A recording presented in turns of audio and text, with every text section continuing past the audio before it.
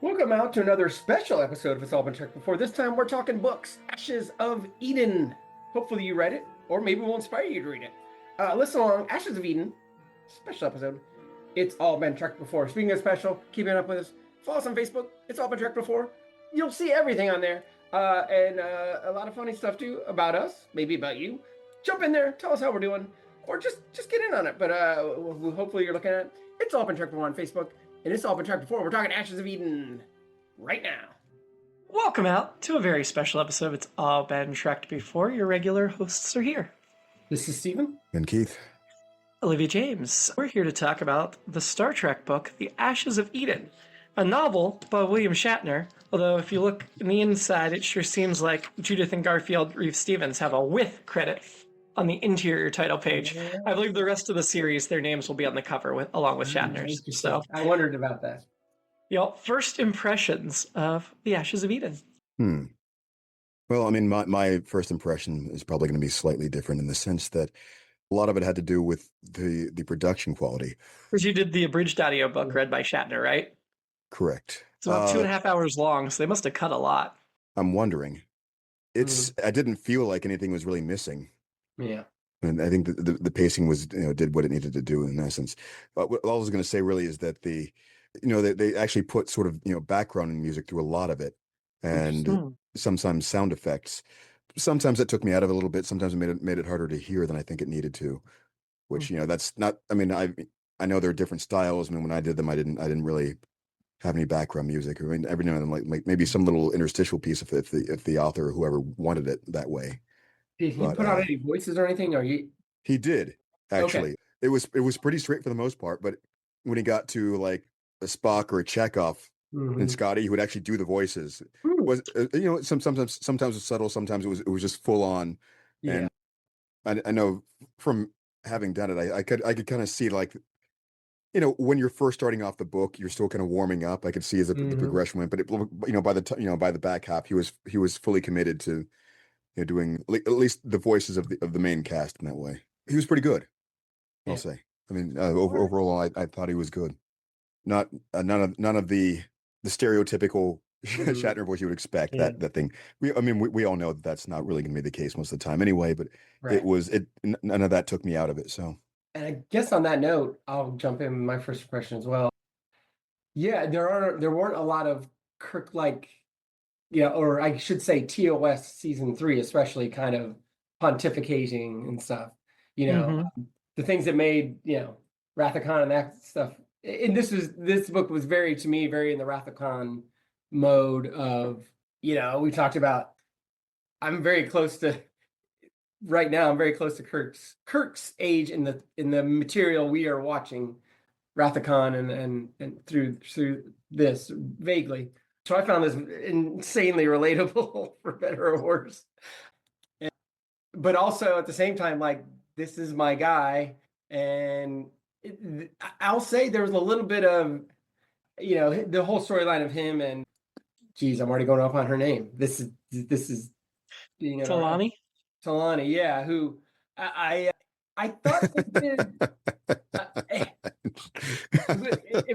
We can get more. We will get more into this, but initially, I almost went through the same progression as Kirk's character. Because at first, I'm like, all right, and you guys know how I'm like, Star Trek should have sex. You got it. It's in its DNA. It's in all of our DNA, but it's in Star Trek as well.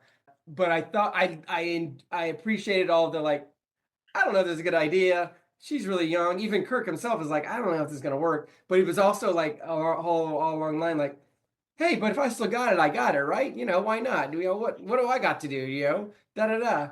And then it kind of comes to realization, like, what, this was about something else. And I thought, again, it was very adult, and I mean that in not the dirty sense. Although I thought they did just enough to get me and anybody else like, all right, this is kind of hot, including the cover picture. Also, obviously, as everyone knows, Joanne, if you know Joanne Linville, you know how much I love Romulans. So it was nice to see, she was Romulan Klingon, but still, regardless. So the whole Kirk arc of it was great, but also the way the other people were involved, I thought it felt like a TOS movie. I thought wasn't perfect, obviously. What is besides Wrath of Khan, but Mhm. but yeah, I enjoyed it a lot because I definitely hit that point in the middle where I'm like, where's this thing going? And then they kind of turn and we got going. As far as I'm going way beyond first impressions. I'll wrap it up with this. But as far as the universe building or galaxy building, a little bit too neat for me. The whole that admiral was part of Obsession. Mm. Also interesting, reaching back to an episode that, like Space Seed, definitely not as good as Space Seed, but a second season episode that not a lot of people love, but everyone remembers. So I think in some ways it was a good choice. But overall, yeah, it's a fastball right down the middle for me. So I checked a lot of my boxes. So I enjoyed it a lot. So I read two versions of this. I read the novel. What? Yep. I read the novel, and then there's a graphic novel version. So I read both. Oh Uh, wow. the graphic novel was highly truncated. I assume similar to Keith's audiobook. I mean, this is 300 pages. So just to read out loud, I think you'd have to cut at least 75% of it to get it to 2.5 hours. I did not listen. I'd like to, but I have to think that like 75% of the text is gone in what Keith heard. And I would say it's probably similar for the graphic novel. I think they did it in like, I want to say 80, 90 pages. It was, they cut more of the first and second half. One thing they cut, I liked them both for the record. I did think the novel was better. I made just a few notes about the graphic novel that we'll get to as we go through, but not very many. It was a decent, faithful adaptation to this. They didn't add anything. It was just cutting things out and simplifying. So I give them credit for that. But yeah, I like this book a lot. I think Shatner has the tone and voice of the characters down. Kirk most of all, but I think he's really good at writing Spock and McCoy and that trio. Sometimes you can feel it slip out of the characters a little bit, but I think for the most part it stays in it. He does do some things that make Kirk a little too perfect a hero, but then he does give him some flaws too. I mean, I was very uncomfortable with the age gap. I thought it was extreme, and I felt like it was Shatner, like Shatner writing what Shatner wanted to experience, perhaps in some ways. Well, no, Again, relatable, but also at the same being relatable, relating to it, but also being like, I'm not so sure about this myself. wait. So On are you talking on a about? lot of levels. Wait a second though. Are you talking about like your first impression or the way you felt by the end? First impression, but I don't think Okay. it changed that much by the end, All right. So especially once he became more fatherly towards her. I was listening to this with Shelley, who at the time of this recording is my girlfriend. Hmm. You know, then that could change by the time she hears this and that part where I'm saying at the time of this recording. But no, I mean it was a lot of it was her idea to kind of push, hey, audiobook, let's do it. So listening to her comments as well about that storyline as we're going along, that discomfort and just that kind of, and I thought like almost word for word exactly what Olivia was just saying about this feels a little too like like a Shatner fantasy or something like that. I don't know if we want to jump ahead to how this I don't know. I thought there were some mitigating factors eventually, but it's that kind of I don't know. I think he also let Kirk off the hook too easy because I thought it was interesting. He wrote like all of his old crew disagreeing with him and standing up to him, like Spock and Scotty and stuff, and then he's like, maybe they were right, and then just moves on. And it's just like, okay, yeah, I appreciate you didn't write Kirk as perfect and that he didn't end up being right always completely. But then like he also made sure that after that to be like Spock's like, but so I was right, it didn't last. And Kirk's like, well, that's not why we can't do it. It's fine if we did it, even though it didn't last. I'm like, okay. I It just don't felt I don't think that came up in the audiobook. Midlife crisis or whatever to it, I guess. But yeah. Yeah, we'll see if after we talk through all the details Keith was missing, if his opinion changes. But let's start at the beginning. I'm curious of the prologues in the audiobook. The prologue and epilogue were not in the graphic novel, and that's the one thing they changed. There was actually an implication at the end of the graphic novel, so it kind of had like almost an alternate ending, even if it wasn't explicit. We'll talk about that in a minute. The only change they made. But that prologue was Kirk or Spock standing at Kirk's grave on Viridian 3.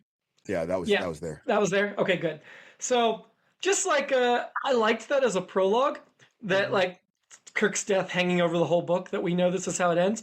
It bothers me a bit that the themes of the story don't tie into that more. I feel like he was kind of close to that like wrap it all together in a nice bow about mortality and stuff, but he didn't. He just kind of like, oh, here's the thing, and then let's move on from it. But I did like the Riker cameo. I do think as Shatner's books go on, if you keep reading them, I think there's like 12. He ends up working in a lot of characters from like Deep Space Nine and Voyager 2 and Next Gen, because I think he wants to play with all of those characters as well. I thought the drops that were in there were interesting, and also I thought they were just sparingly enough that, like, we go through Kirk's sexual history to a point, and it's like, oh, that's that episode, but Edith Keeler's never mentioned. Carol Marcus is around enough. He did her dirty in this book. I think so too. I agree. Not enough time for her, because I also just not didn't treat her well. Was going, and I was like, oh, we're gonna get more Carol Marcus, and we did not. We get more David Marcus than we get Carol Marcus. I mean, he's not. He's a big part of the book, but even though he's not. Well, it bums me out because the Generations novelization, as we had talked about when we reviewed the movie, had like a really good part of him and Carol being together and retiring together. And so this just ignores that, which that's not canon, neither is this. So I guess you can ignore it. But it's also like that book just came out, and it'll be a lot of the same people reading it. I wish you would have taken that into account. It gave a very, it's a very realistic thing of like, well, we just know we're not going to be together. But as a fan base, or I'm not a fan base, but as a fan and part of that fan base, it felt like, I guess maybe if you just being a Carol Marcus fan, I was like, give me more. Kind of like the Kelvin universe. Give me more Carol Marcus, which again goes back to what we're talking about in very young ladies. No, I don't know how much. Alice Eve's much younger than me. I know that, period. But they, of course, they did her wrong too. But anyway, but yeah, I agree. Not enough Carol Marcus. So even before we get to that, the first main chapter has Kirk in the holodeck simulation, his old mission, which I think was kind of fun. I liked that they worked that in. I did think that themes were followed up upon, about like how he sees himself, and it helped spark his crisis of himself. I liked that a lot. The fair got the cloud creature. They also talked about laser versus phaser, which I thought was interesting. Yep. As we move into chapter 2, they start dropping more references to the Preservers, of course, the Paradise Syndrome, and TNG's The Chase. And they talk about a very, very old station. And I was like, okay, I kind of like tying it into the Preservers, and I kind of like tying the Preservers into that TNG episode, The Chase, of the race that seeded everything. I thought that was a really good... He does some things like later in other books where he'll tie things together that aren't connected in canon, but makes so much sense to connect them. So if we read any more, I think the very next one has a really big tie-in between V'ger and another alien species. I'm like, yes, why isn't that canon? Then we move into introducing the B-plot, which is led by Chekhov, with Uhura as his sidekick, essentially. I thought it was interesting he chose Chekhov as the B lead, because I feel like Chekhov's a character that didn't get a whole lot, but I also thought it was a good choice because of the parallels between Kirk and Chekhov, and how much Chekhov is like Kirk in some ways. Yeah, I was surprised too. And of course, as always, you want more Uhura. But I thought, I liked the way he got all the other folks. I like the idea of Sulu and Chekhov not getting along. I thought sometimes it was forced a little, but I thought also Shatner did a good job of clarifying these two characters or who they are. Obviously, you're fans of TOS, you're like, oh, these two are buddies. They sat next to each other for 2 seasons or whatever, through the films. But I thought he did do a good job of writing, especially in Sulu's voice. So, like I said, it was good to hear those other characters. And Scotty, for that matter. We got a little more of Scotty, a little deeper Scotty than I feel like we usually get, which was nice. I liked creating the conflict between Chekhov and Sulu for the most part, but I did think it wasn't as well developed as I wanted it to be, especially the resolution. It just seemed convenient, and yeah, there wasn't really like a justification for it in the end. Like if it had ended up playing a role in what went down, I think I would have appreciated it more, but it was almost like distraction because it didn't pay off in any real way. And maybe it's funny you should say that, of course, because that was not in the audiobook. The conflict between Sulu and Chekhov? Yeah. I mean, Yeah, it wasn't in the graphic novel either. They cut there's it from the graphic novel. yeah, there's barely anything with the rest of the crew. I mean, except for the meeting where they're being briefed on what was going on Well, and I guess from the to that outside point, perspective. I feel like that's another thing that's taken care of very easily, and it's in a very manly way, for lack of a better term, just kind of like head nod. Yeah, we know we went through this. We don't actually have to talk this out or anything. They talk at each other about that we have this problem with each other, but they never actually talk about it with each other. If you can follow what I'm saying, to resolve it, it just gets resolved because hey, we won, we did it, we got it done. It is a little bit. I understand what you were doing, and I understand what you were doing, but yeah.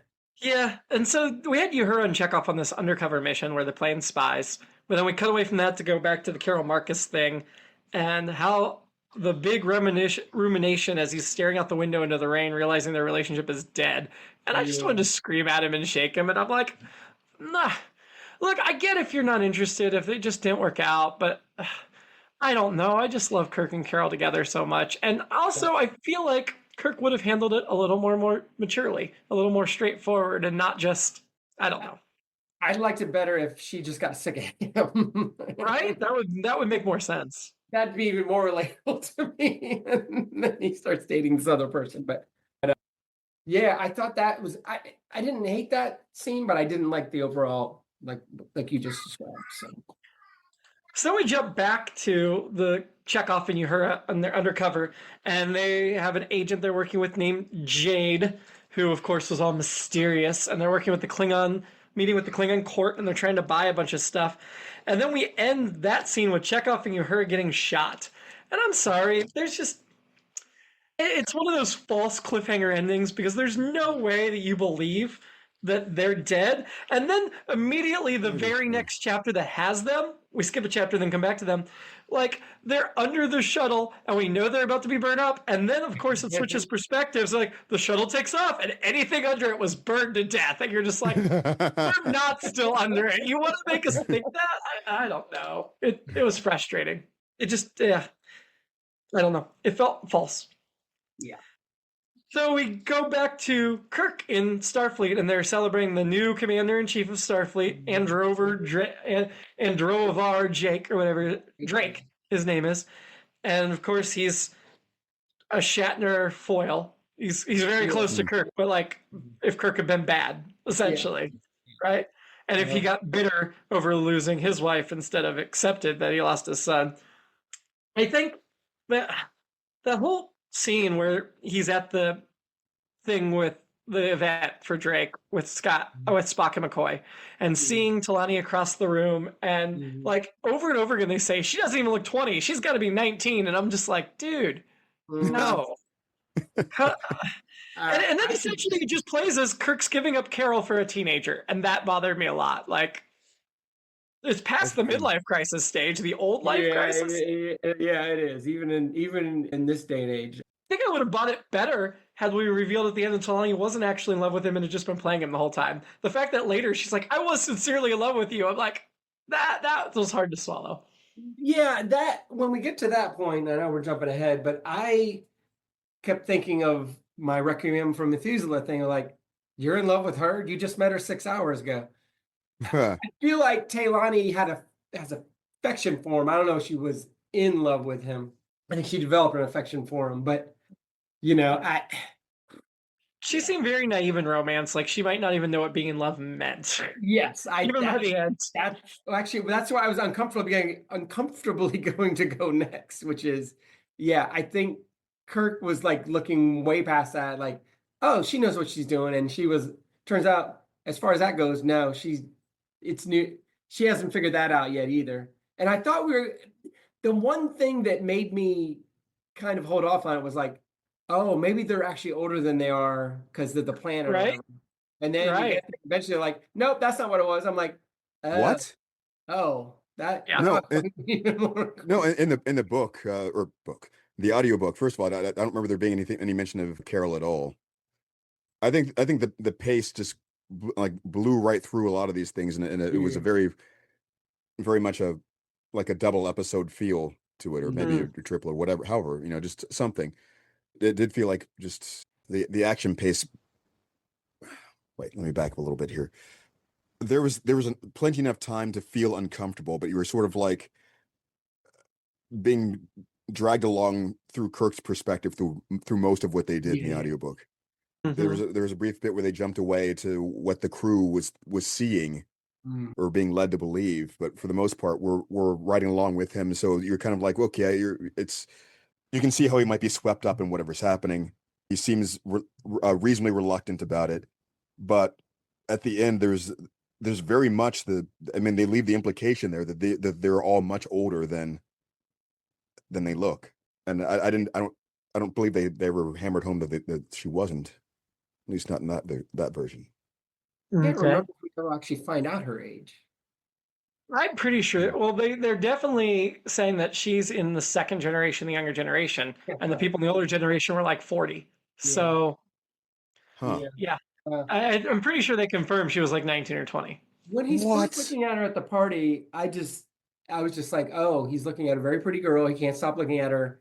And then when it becomes a bigger thing, yeah, it's like, oh, that's really weird. And I think I was oddly with McCoy and Spock, even though I was like, well, hey man, good for him, but also you guys are probably right. This isn't going to end well, and they were, but to a point. Yeah, man, they cleaned that up a lot then Yeah. because it was they would periodically hit that age button every now and then, and some of the reluctance and so on. And along the way, I noticed how they were, especially when they were talking about the ship that he got, well, the Enterprise when he got it back, and Yeah. it was being, the crew all seemed really young and robust Yeah. and vibrant, and they kept hitting that point. It's like, and then Yeah. once that reveal came, it's like, oh, okay, this is the whole thing the whole time. It's okay now, and they never disabused the audience of any of that. Yeah. So Yeah, interesting. and just to beat a dead horse, when we did Wrath of Khan, we talked about how God, it was great, this adult relationship of people that are in their 50s or whatever, and how great this is. And this isn't necessarily rolling that back, but it's just falling into a different, the same old trope that we still have in Hollywood. But although I feel like we have more movies with older people together, but we still also have lots of movies with men whose love interests are a lot younger than them. And I'm not judging because I'm that kettle black, but yeah. Anyway, that's not what this book was about. It was about Kirk and people that seem to have eternal youth, which is what it's very appealing. And I thought that's where we were going. And then we finally get to the point where it's like, oh, that's not what's going to happen. Which I feel like that's when he starts to wake up, like, oh, okay. He was buying into that. And he actually, I think he uses the Spock line of, well, as Spock says, there are always possibilities. So, maybe this isn't a real thing, but yeah. Well, I would jump back to the Drake reception because I have a couple other notes I want to mention. That when Drake says something to Kirk about, oh, I forgot you're not going to have any grandkids. Like, could you set him up to be any more of a jerk? Yeah. Because he's referencing David, like, oh, something to say to grandkids. Oh, wait, I forgot your son's dead, essentially. That was, like, villain immediately. Also, Shatner really bends over backwards to retcon his Star Trek 6 racism not being authentic. Where he's like, yeah, I said that I'll never forgive Klingons for the killing my son, but I didn't mean it. I was just angry, and I immediately regretted saying it. And I'm like, that's not how it played in the movie. Yeah.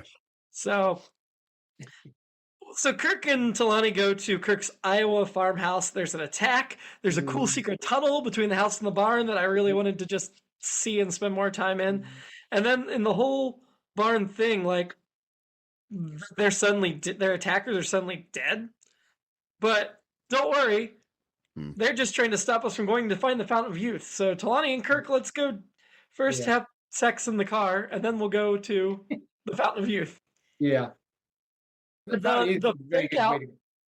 fake out of that scene where after they have sex, they look back in the hover car that the attackers came in, takes off from the farm, and they're like, well, it must have been a third one we didn't find. Yeah. It was like, I mean, I already knew. I remember, I've read this book at least half a dozen times. And even though it's been a while, this was one I reread over and over again.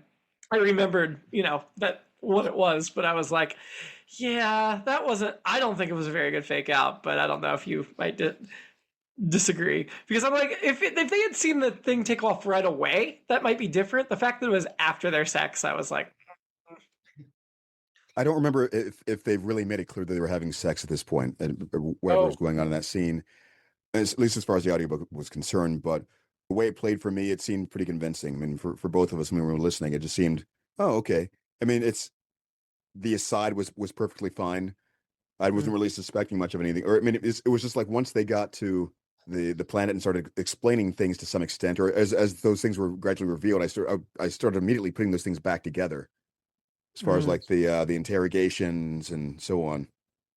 They dropped the hint along the way that every time they tried to interrogate them, that they would kill themselves instead of interesting. During torture.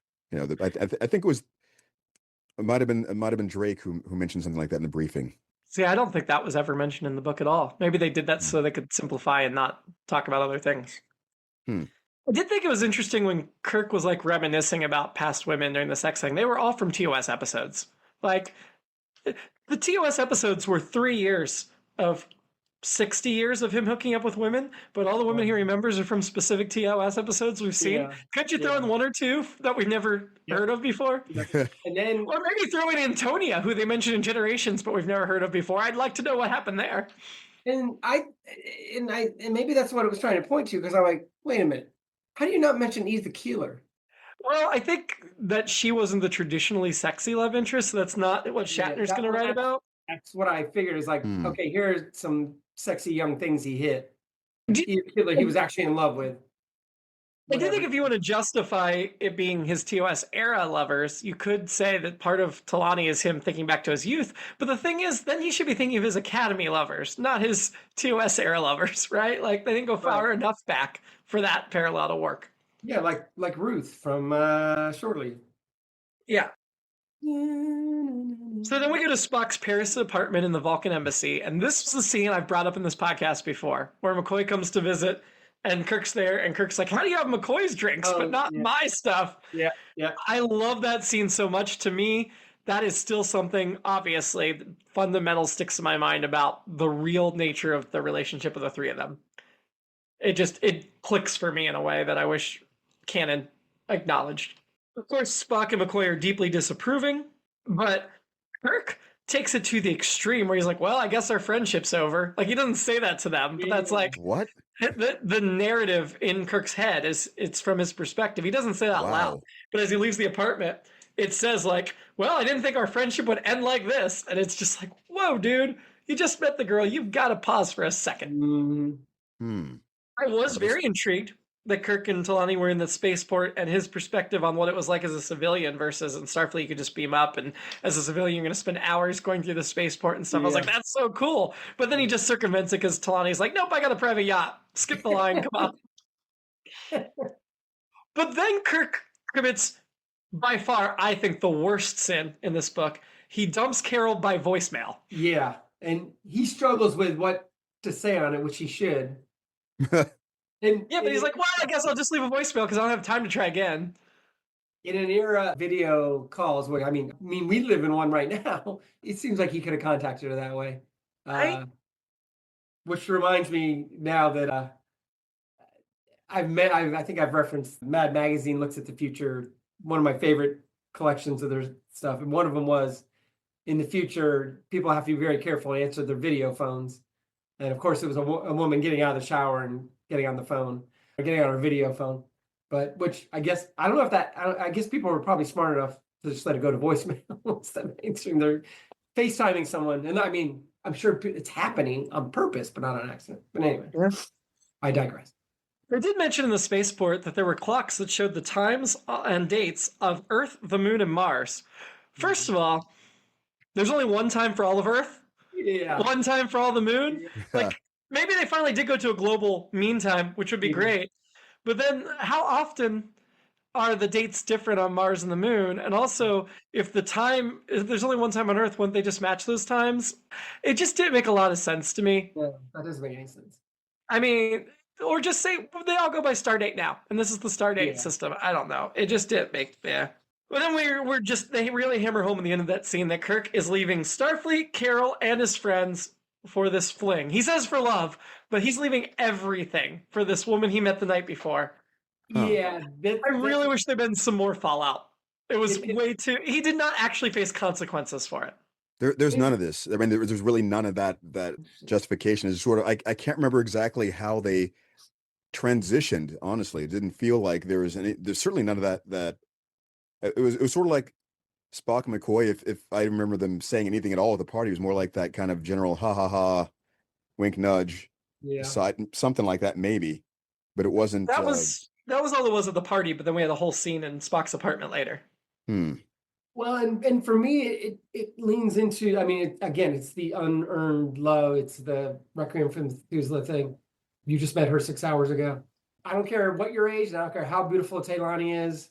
There's got, so in my mind, it was like, well, beyond even a midlife crisis thing, it's like, well, I get to have a ship and have a new life, if you will. But it still seems like a lot to give up for, Yeah. Wow, it just there was just really none of that kind of deliberation. It was more like he was kind of stumbling through and falling into these things as they were coming up. I mean, that's not a it- bad take on it. Well, I mean, yeah, it wasn't like he was being offered these things as enticements. It was just sort of like he was going to help her or something, or there's something. I feel like he went to meet with her for something, or she showed up in his house or his apartment, and that's what it was. It was something like that. Like she surprised him somewhere. Then they used the attack to motivate him to keep moving forward without there ever being any sort of like discussion about meaning him leaving Starfleet or anything. Like I think he already had decided. Well, yeah, he decided at the party he'd already decided to leave Starfleet, but then when he saw Drake was the commander in chief, he's like, well, that decision was correct. There's definitely nothing for me in Starfleet anymore. Right. But yeah. So Talani takes him up in space on her private yacht, but they're not taking the yacht to Chaw. They're taking her brand new ride, the Enterprise A, of course. And not only does she have the Enterprise A, even though they've scraped the name and call sign off of it and everything, and like taken away half the good tech, but she also has Scotty on board to sweeten the pot. So at that point, you're like, I really wish they give him more explanation. I kind of bought Scotty's like, well, I didn't really see anything to work on either, and they're going to let me stay on the Enterprise, so of course I'll go. But then like later, when everything goes down, he doesn't even consider leaving, and I'm like, I feel like he should be less invested in this, or they should have had some other motivation for him besides just you got to keep working on the Enterprise. Because this isn't the same Enterprise from the 5-year mission, right? How many? This is like two. This is the Enterprise A. This is the one they got after Star Trek 4. Okay, yeah. So yeah. But in canon, I think they flew around on it for like 10 years or something before they retired. So I guess that makes sense then. Yeah. To a point. I did really like the poeticness of the end of that chapter where they basically describe the Enterprise and the Excelsior passing in the night. Yeah. As the Excelsior comes to Earth and the Enterprise rockets away. That was cool. The foreshadowing that they're going to get together at some point. They're describing Drake's office, and they talk about all the like signs of the fourth whatever and fourth world and all the Colonel Green and all that stuff, and I was like, did he not have Confederate flags and swastikas? I mean, that's what it felt like they were describing.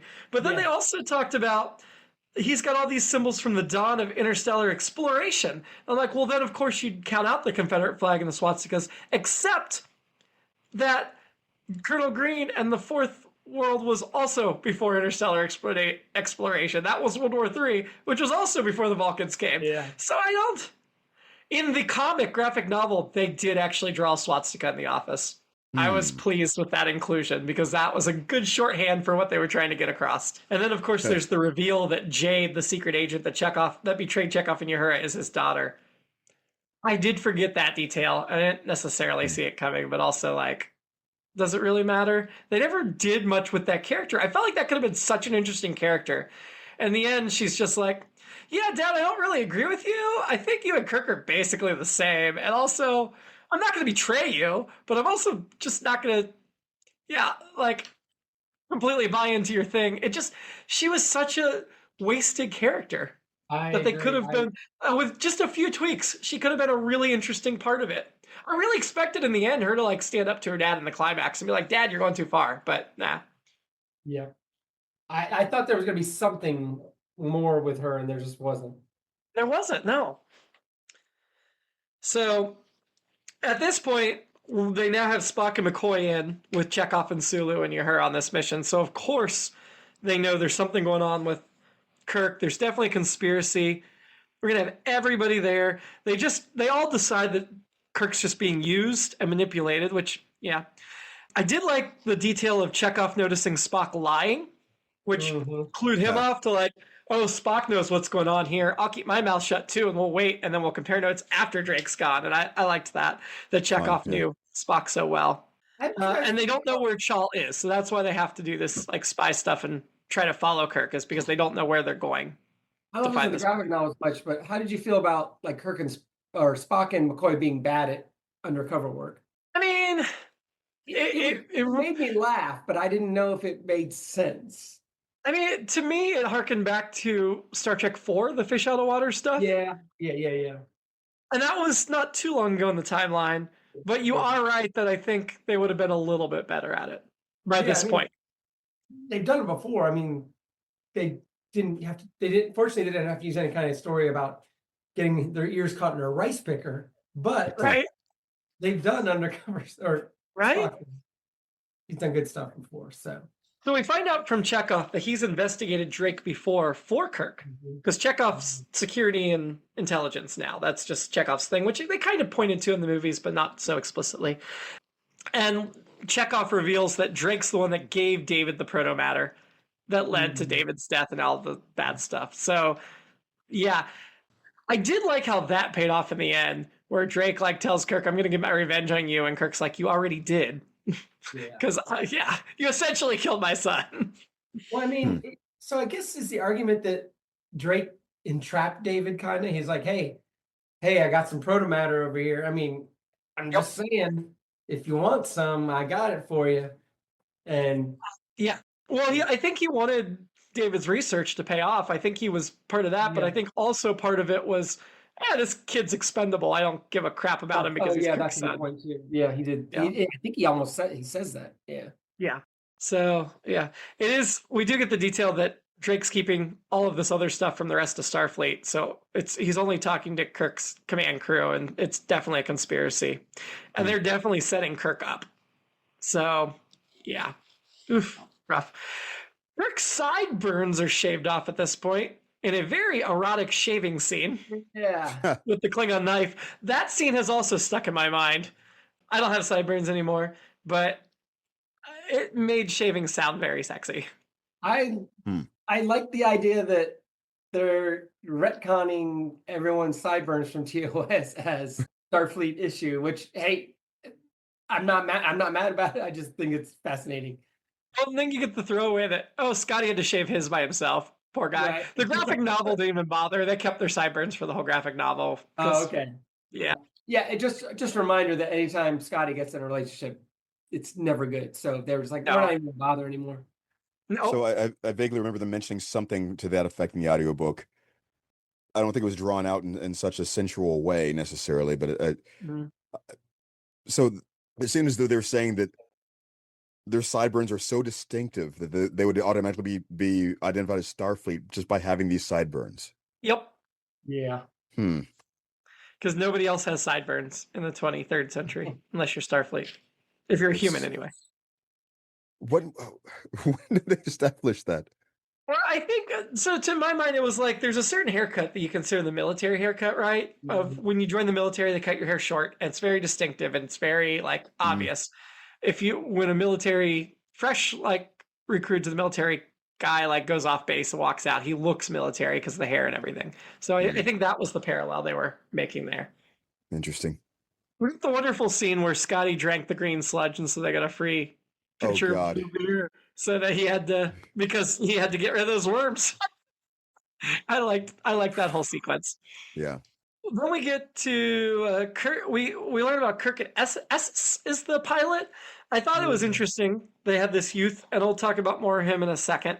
He was the only other member of the species we got to know besides Talani. Again, a character that could have been interesting that they kind of wasted. This book was a scant 300 pages. I think it could have been a better 340, 350 page book if you developed a couple of these side characters a little better. But as you talking about Shaw, that it's 90% ocean. which is more than our planet, of course. Its largest city only has 1,000 people. Appreciated we didn't have to worry about 50,000 colonists we don't even see. But it also was convenient enough to deal with the whole civilization. Yeah, it's also very harkened back to lots of the episodes where like, oh, it's a whole planet, but we just see 60 of the people that live there. Yeah. Well, they say 90% ocean, so you think there's not a lot of landmass, but our planet's, 70% ocean? So it's not that much different. Yeah. So they talk about they only have to farm a few weeks per year because everything grows so well and everybody's well taken care of. So it sounds really Eden-like and nice, which is great. Then we get back to the Excelsior, and Rand and Uhura are sharing a station. Rand completely wasted in this book. The only time she's even mentioned is like, oh, her and Uhura are over there chatting together, and that's it. And it comes up several times, but that's all the further they go with her. It's like, why even include Janice Rand if you're going to not even give her like a line or something? Yeah, it's very. She deserved better. Fan service doesn't even rise to that level. So yeah, it's like, what are we doing here? Also, if you're going to do Janice Rand, where's Chapel? Just asking. Yeah. So Spock goes to science. Sulu says Chekhov is their designated criminal, which I think is supposed to be funny, but Chekhov doesn't take it that way. Yeah. Solani and Kirk are riding horse-like creatures because Kirk's always got to be on a horse. Of course. Of course. They attack their parents. Yeah, I guess their parents are trying to destroy Chal. That's what we're told. And Kirk's not going to stop to figure out their motivation, really. Yeah, the undercover Chekhov trying to help Spock and Kirk was fun. I definitely felt like it was similar to Kirk dealing with them sometimes in some of the best scenes. Also, that bar fight seemed like a really fun action sequence. I could easily picture it in my head, like TOS episode style. Yeah, I enjoyed that. I thought those action sequences like that, I thought they were well written, well done. I know it was like 3 panels in the graphic novel. I'm like, they should have at least done a 2-page spread. Yeah. Yeah. So now Kirk tells Scotty everything. Scott judges, not only gets judgy, but refuses to even beam down to the planet. Do you guys buy that Scotty's like, nope, I'm not even going to be tempted by eternal youth? I feel like Scotty would have beamed down. I agree with you on that. I think that was just an easy way to be like, nope, he's going to stay here. It's like, he wasn't saying come down and do the terrible things I've been, or, do anything terrible. He's just like, yeah, why wouldn't you want to? Yeah, I get the sentiment of I don't want to live forever or whatever, but don't you want to live a little longer? And be a little healthier. Because at this point, Scotty's not in the best of health. So yeah, exactly. Yeah, I totally agree. The Excelsior wonders if Kirk has purposely left them a trail to follow. The comic book basically makes it clear he has, like set up a trail that only his friends could follow. But there's nothing in this book that indicates Kirk actually left them a trail on purpose that would want them to follow. And I wondered if that would pay off later. And nope, nothing. Just dropped. Yeah. So the jungle attack, we learn about the secret deflector in the collar. So you can't be shot if it's turned on. Oh, yeah. That's almost immediately, like, suspicious. And I was glad Kirk, at that point, was like, okay, I'm beaming up with this prisoner by myself because I need some answers. But then they send in the attackers from the farm to deal with it. Can't you pick anybody else? Why are these two suddenly making an appearance now? I mean, if Tawani's really trying to hide it from him, I don't know why it's those two that go in. So then the Excelsior fights some Klingon battle cruisers and Sulu jumps in the pilot's seat. I'm like, come on, I know he's a good pilot, but he's the captain. You don't just jump in the pilot seat whenever. Like, does that happen all the time? Every time there's an attack, the pilot's like, well, I'm not going to get to drive anyway. Well, yeah, it was because they were doing that specific maneuver. Is that they were trying to say is like, oh, he's done this before, so he should do it. Well, later they bring him in for the slingshot maneuver. Oh, but this was, it was a tricky maneuver of like scooping up and underneath the Klingon, but there wasn't anything necessary. He's like, oh, Kirk always wanted me to try that, but he indicated he never tried it. I guess, I don't know. I guess maybe it was a tricky maneuver only he could do, but they definitely implied like that he takes the pilot's controls frequently, which I guess captain's prerogative, but. Yeah, I agree. So Drake arrives in the middle of space, shows up in his super-powered shuttle, and then blames Kirk for everything and spins this whole bullcrap tale. At this point, Kirk's unconscious, and that's a flashback memory to David of 3 months old, where Kirk's about to become captain for the first time, and Carol makes him leave. That's inconsistent with canon, right? In Rathacon, doesn't Kirk not know he had a son? Yeah, I Or thought does he know he had one but had forgotten, like had never seen him grown up? I thought the idea was he was dreaming of something that never happened. Dreaming of Oh, I thought that was supposed to be an authentic memory no, of I thought Carol making him leave after David's birth because she don't want David to get attached. that was all a dream or whatever or wishful thinking. Okay. I mean, Okay. it's weird to have wishful thinking that I was around my kid and I got kicked out. Maybe that's better than just not knowing. I don't know. I, I'm not sure which is worse. Neither one's good, but So Kirk confronts Talani after he wakes up, and she's like, I love you or something, or don't you love me? And his response is, I love my work, which is a great response. And also, her slapping him is a great response to his great response. I love that. They make a point in that scene of saying she's barely dressed, you can see through her clothes, and then she jumps on him as the transport comes, and they even like make comments on the bridge that you can see through. Stephen, you will be sad to hear the graphic novel drew her clothes not at all see through. She was actually wearing like clothes. well, I guess I don't need to see that. I mean, neither will match my imagination either way. But So then Spock starts giving away Kirk coded secrets, but not that coded because Drake immediately picks up on it. And then Kirk does a cool little warp into the atmosphere and back out thing that is really neat and tricky. I can see why Kendrick Lamar wrote all those diss tracks about Drake. Wow. I can't believe it took me this long to get to it. I got there. Spock puts all the clues together, but then Drake acts totally reasonable when confronted, which just throws even more suspicion that he's hiding stuff. So then we go into the armory and we find out the secret that not only was this genetic engineering, these people, but also they butchered humans and used live human tissue to enhance them. Oof. I thought it was a cool reveal. I thought it was an interesting concept. They were built to be survivors, not warriors, which I liked a lot. Like, this is our backup plan for civilization surviving. But it was so brutal. And, I don't know. I did not have any problem with this reveal or this thing. I thought it was well done. It wasn't where I thought we were going for sure. And then I liked that her reaction was, oh my God, this is, and I mean, I guess all of our reactions would be that way. But yeah. So yeah, and I like the idea of my brain was not struggling, but it was like, what would it be like for? And of course, I love that there was a bird of prey. Yes, he even goes out of his way to say it's one of the old style. And they did draw that into the graphic novel. So okay, the idea of that being buried underground somehow to me is fascinating. And I thought that was. I just kept thinking though. I wouldn't want to be walking under a bird of prey. Well, they said the ceiling was at least 200 meters high. Yeah. That's like 2 football fields, right? Roughly? Stacked on top of each other? Yeah.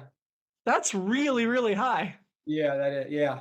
So Kirk destroys. I don't feel like, sorry, I was going to say, I don't feel like the reveal was, I don't know, it's hard for me to recall how detailed it was exactly, but I don't feel like I got the full gruesome picture. I got it, like, I mean, I got the gist that there had been these atrocities of some sort that had happened, some sort of experimentation, perhaps, but it didn't really feel like I got the full picture somehow. But it felt like enough to justify. I liked the way everything just sort of came together there. It did feel like the journey and the ride were well set up and well revealed, but I feel like something's missing or something was missing. In my brain, and maybe it's because this is Star Trek. In my mind from the 80s, this was like the coolest mall ever, and it was underground. That's what it was in my brain, in my imagination. There was really one glaringly racist panel in the comic in this reveal. The butchering stuff was fine. That was relatively chaste, normal mix of Starfleet officers that looked normal. But they mentioned that one of the displays like shows humans brutally murdering Klingons and Romulans as like motivation of this is what they're afraid of. And in that panel where they showed that, all of the humans in that panel were gorilla shaped and all black skinned, like giant, like twice as tall as the Romulans and Klingons, big muscular, like big, like broad, like almost gorilla like rather than human like, and all black men. Do you mean silhouettes?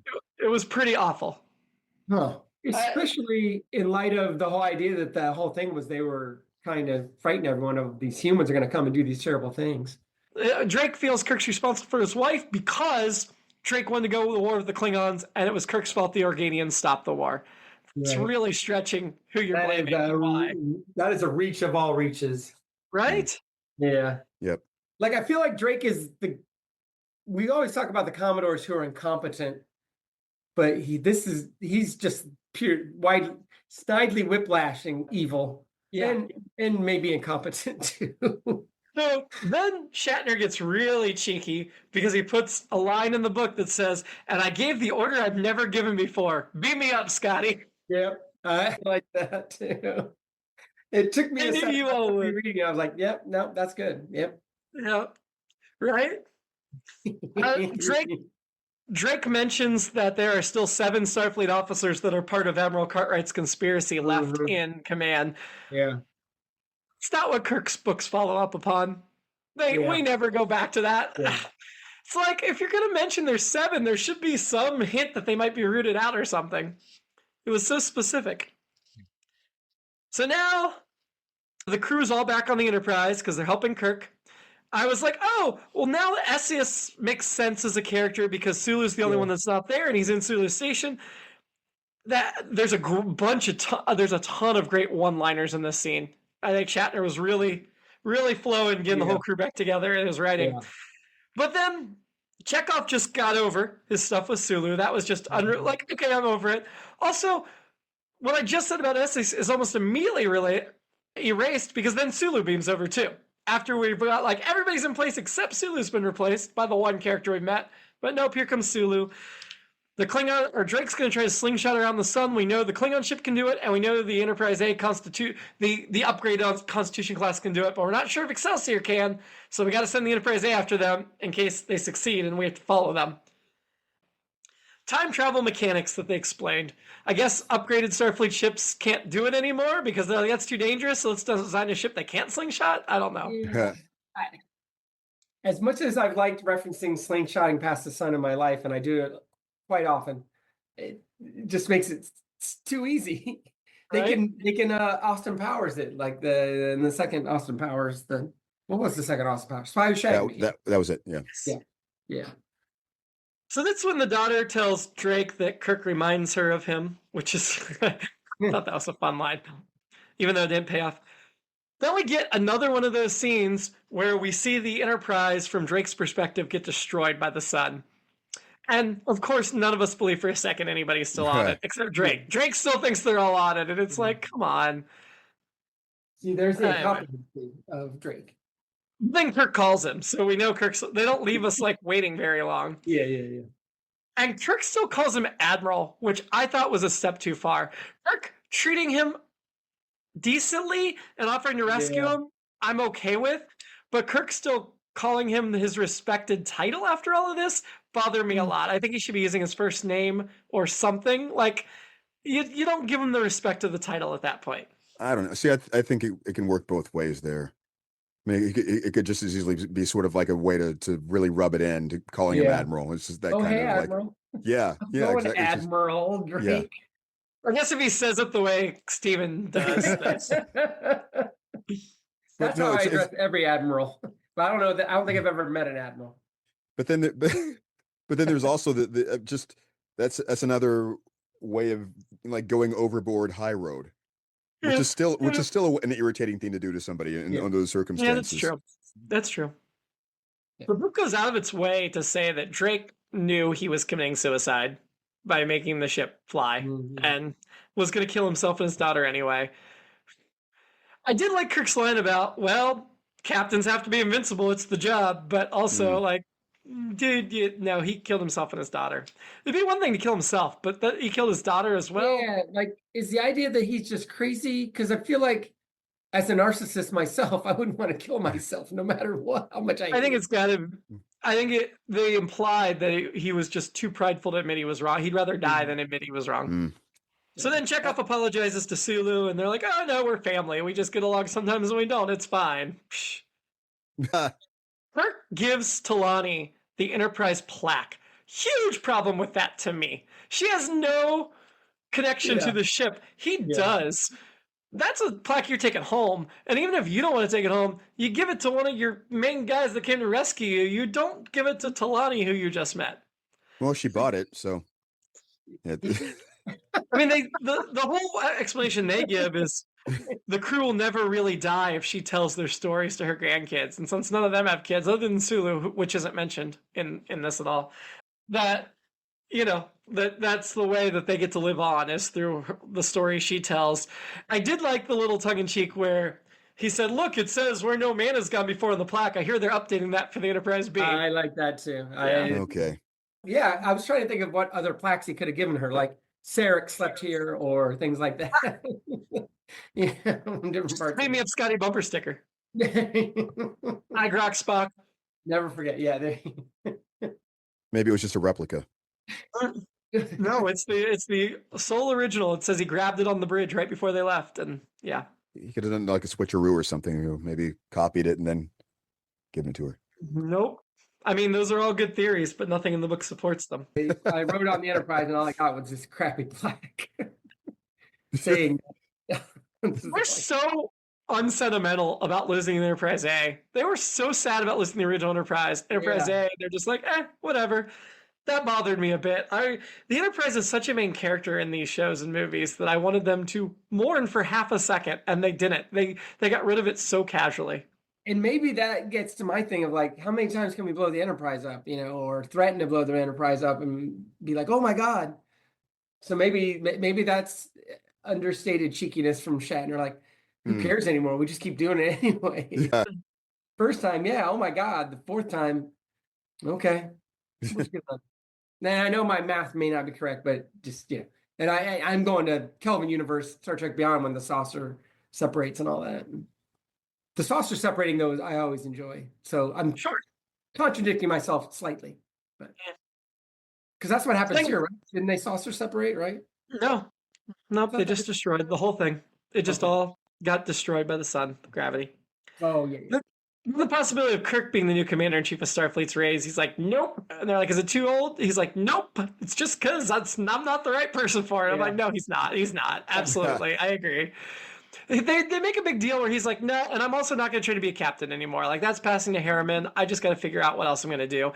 The graphic novel ended differently in that they mentioned the CNC thing, and he's like, no, it should go to somebody else. I've got other adventures to go on, and then it just has a shot of the Enterprise B. It ends, so it implies like Kirk is going to get the Enterprise B. And I'm like, because Harriman's never even mentioned in the graphic novel, and I'm like, in a certain way, I guess that makes sense to do that as the implication, but at the same time, Generations already came out. You already know that's not how it goes down. I was a little bothered that the graphic novel chose that change, because in the book, there's never any question about him getting the Enterprise B. It's Harriman's from the beginning.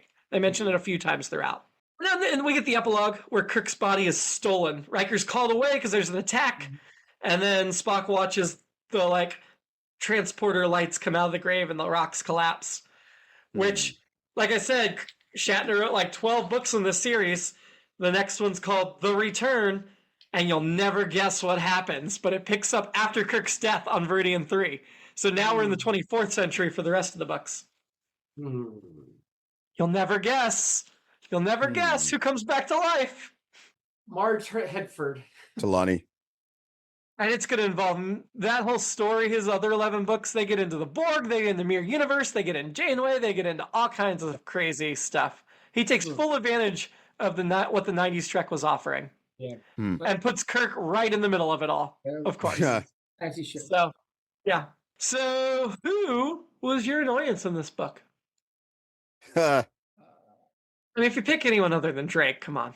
I was trying to think of somebody else. I think that's it. Yeah, the only other thing that's coming to mind is there was a little bit of McCoy Vulcan racism. Vulcan. Oh yeah, but that's not annoying. That's just lovable old racist. Who are you gonna drink with? Kirk. I'm going very chalk, very basic. I'm going Spock and McCoy. And hopefully I will have enough drinks with them that my drink fixins will already be in Spock's apartment. I would say if I was going what people would think I was going to pick, I'd say Talani, but no, I'm going with my guy Kirk. I'm proud of you. Thank you. I see some growth. Growth art for you. So, It's going to shock everyone and go with Scotty so he can get a free pitcher. Nice. He'll drink the green sludge. Yes. I guess my alternate book was just Kirk's love interest was more age appropriate. Other than that, so I've nitpicked on some of the annoyances, but I rated this book 5 out of 5 on Goodreads. I thoroughly enjoyed rereading it again for the first time in a long time. And while we found things to complain about as we're talking, those things weren't really standing out to me so much as I read. I thought it was a very enjoyable read. I gave the graphic novel 4 out of 5 because I didn't agree with all the edits and cuts, especially the end implication that Kirk would get the B. But other than that, I really liked it. I will probably go ahead and read The Return just because I want to get back into the series and maybe read through the rest of the series that I didn't finish before. Yeah, like I said, I enjoyed it thoroughly. It's right in my wheelhouse. Yeah, some of the things, some of the stuff was nitpicking, which is what we do. That's our mandate. But also, I think putting it in the larger context of Trek is what we're doing as well. And in some ways, it's like, well, yeah, that. But as a read, yeah, it's what if they made a movie of that, I would have friggin' loved it, obviously. Absolutely. Yeah. And Shatner really does a good job capturing the world and voices of Trek for the most part. Yeah. I mean, again, we have nitpicks, but not any actor could just walk off the stage and then write a novelization. And I am sure Judith and Garfield Reeves-Stevens have a lot of influence into that. But still, I got to give Shatner a lot of credit too, because I'm sure he was a creative driving force behind it. I'm sure he didn't just slap his name on it. So I think it really was a collaboration, not just him saying, I got an idea, write the book for me. I don't think it was that. I guess he could have wrote a bunch of books about young Kirk, but this is... I think at this point he was still... I honestly think, and I could be wrong, but I thought this at the time because I was reading these as they were coming out. I was pretty sure he was upset that Star Trek had killed him off, and the books were his way of pitching of, there's more Kirk movies to be made. Yeah. Adapt Ashes of Eden, because I'm still close enough in age. Adapt The Return, where Kirk now comes back, and I can still be in more movies. I really think he was trying to sell the forces that be, that Kirk was still a viable character to use. I mean, it's his line from Enter Wrath of Khan, as Mr. Spock used to say, there are always possibilities. So you're never dead in improv, sci-fi, comic books, and something else. I think we're all fans of Shatner in some degree or another, and I'm glad he chose to write a bunch of Star Trek novels. Yep, me too. But we're going to do 3 special episodes, maybe 4, we'll see. At least 3 special episodes before we return for Deep Space Nine Season 4, The Way of the Warrior. I'm so pumped. And Voyager Season 2, starting with the 37s. Excited about that. So, until then, live long. And keep turning those pages. And prosper. And live eternally.